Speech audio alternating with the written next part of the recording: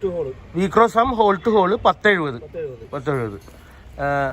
Channel to channel 43. Channel to channel 43.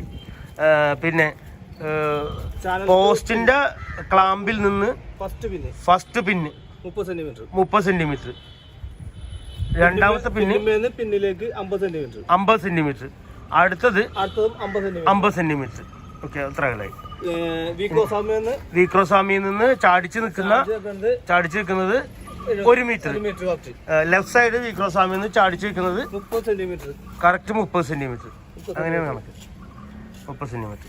ഇനി പോസ്റ്റിൽ നിന്ന് വീക്രോസാമിന്റെ 1:20 ലെഫ്റ്റ് സൈഡ്. റൈറ്റ് സൈഡ് പോസ്റ്റിന്റെ കാമ്പിൽ നിന്ന് 1 മീറ്റർ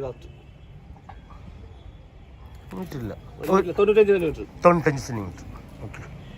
ഓക്കെ.